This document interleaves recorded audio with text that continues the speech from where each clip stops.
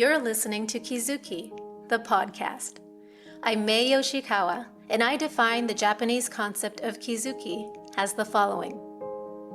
Kizuki 1. A moment of epiphany, an aha of realization or insight which opens the knower to a new dimension of truth that was formerly unknown.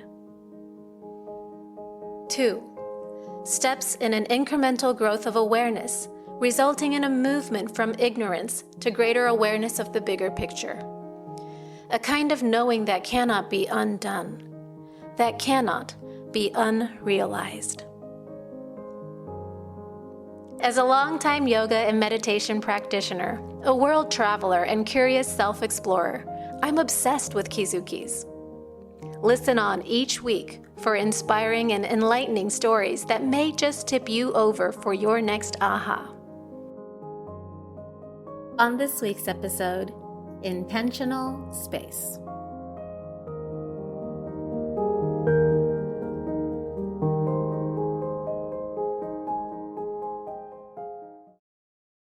I must admit, I used to relate to life through squeezing things in, more plans in the day, fullness in the closet, more experiences, more chances, more input, more information, more action, more movement. And as I look back now, I realize it was this underlying perpetual belief in productivity and efficiency. And somehow that meant that busy was better and more is more than less. And I also realized, of course, in living that way, that you can't keep that up. You can't keep this high-paced fullness and like more is more kind of a way of life and keep on going at full speed. It comes with a cost and often with a lot of discomfort too. But I realize now that this quiet belief that a life well lived is a life well filled is a huge misconception that a lot of us end up orienting ourselves towards because of a society that pushes us towards productivity, performance, and efficiency. You know, it's like we're made to believe that if we're not doing as much, if we're not filling things as much, somehow we're worth less, that our value would decrease, that the value of our life would decrease. And that's why somewhere down the line, we begin to have this insidious belief that fullness must mean more aliveness. But in fact, that's not what it feels like in your body and in your health. I guess what I'm saying is that what I began to notice was that, in the busyness, everything was always happening, but sometimes it wasn't landing. And that's when I started to reevaluate. And for me, of course, it has to do with yoga practice and meditation, because then I began to learn about how doing less can equal more or even lead to better efficiency and productivity. But most importantly, I think it was the way that I was relating differently to space and spaciousness in my mind and in the physical space around me. It's the space that is the prerequisite for everything else to play out. And in Japanese, we have a word for this. It's ma. And ma is the word for emptiness or space, but it's not an empty space as in nothing's there, because ma is intentional space. And it's interesting because in the Japanese language, ma can be used for physical space, like toko no ma, which is an intentional space in the corner of a room, or like tsuka no ma, which is a little break in time. So it can be used for either time or space, but in both ways, it refers to this intentionally chosen space. One might even say intentionally designed space.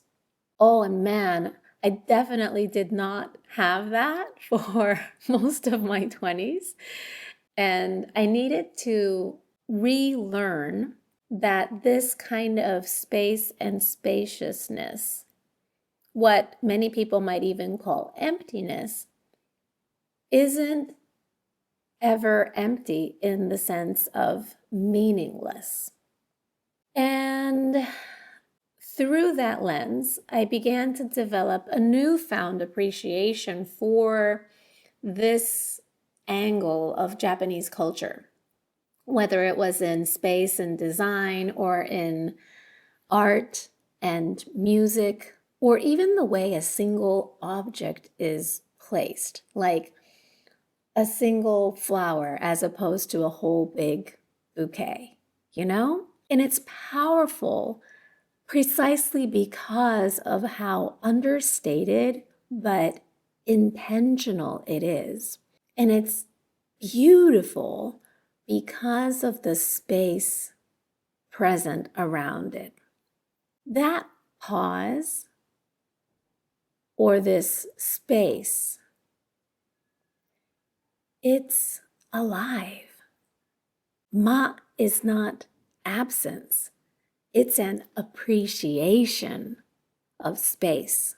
So that space is not overlooked, but received as this fundamental container where the moment can actually land.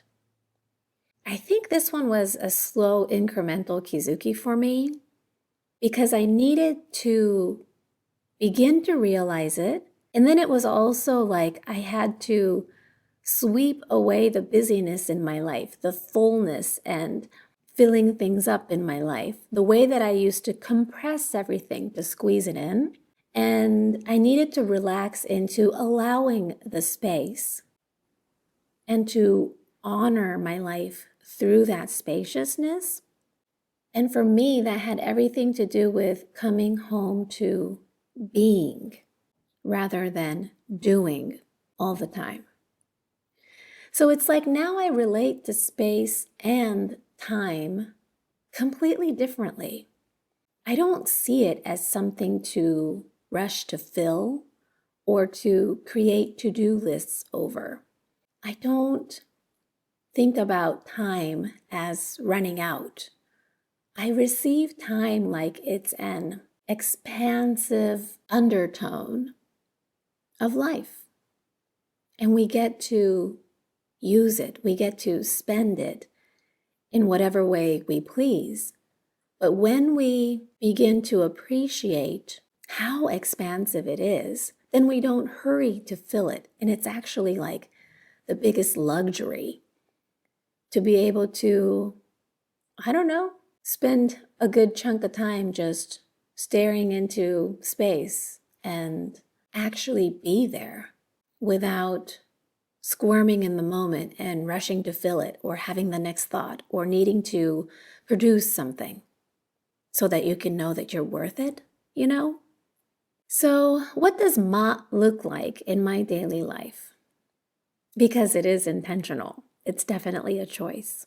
Sometimes I go for a walk without my phone, no music, no podcast, no input, like no information, just walking. And it feels like space.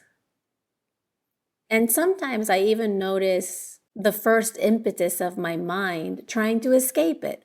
Like, oh, wasn't there a next podcast you wanted to listen to or some work-related call that you might make or whatever? But instead of going there, I treat the ma like an invitation like a meditative state. So I have this sense. So for me, it's like I'm reclining my awareness way in the back, like the back of my head and chest. And it's like I'm gazing from the back seat, this bird's eye view of the whole. And from there, I observe not only what's happening around me, but what's happening within me and through me, and what kind of thoughts are passing through, what kind of narratives are forming. And I'm not there to fix what's coming through. I'm not even trying to like calculate or optimize my day and my thoughts. You know, I'm just witnessing and letting it flow through. I do the same thing sometimes when I'm cooking. Oh, and eating. That's another good one. You know, like not needing to watch something, do something, listen to something while you're eating. And the first thing I notice is how addictive and habitual it is to want to fill things up, fill your time and fill your space with something, especially information and thoughts. But choosing to recline my awareness back and taking that back seat softens my daily experience. I feel like it loosens me up, and then it's like things have room to arrive. I almost don't want to say this because I don't want to plant this idea like people should do this, like people should intentionally create Ma for this purpose. But the truth is that when there is spaciousness, insights come on their own, ideas arrive, and long-held emotions move without resistance. It's just overall less force. And naturally, things move and happen. I just feel like in a world that leans so heavily into productivity and efficiency, it's true that this kind of space and time can look like doing nothing. It looks inefficient and counterintuitive.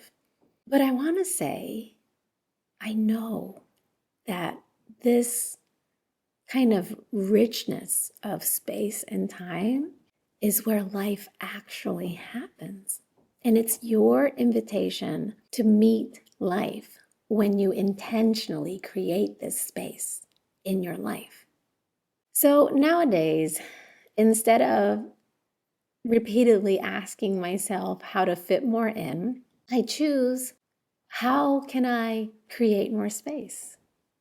Whether it's just a few minutes here and there, or a small pocket, or a conscious half an hour walk, it's my way to meet the naturalness of my life as it is without trying to optimize it or control it.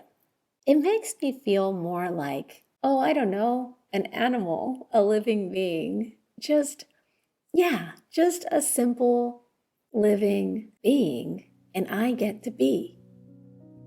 And you know what? In that room, in that spaciousness, that's where life truly happens.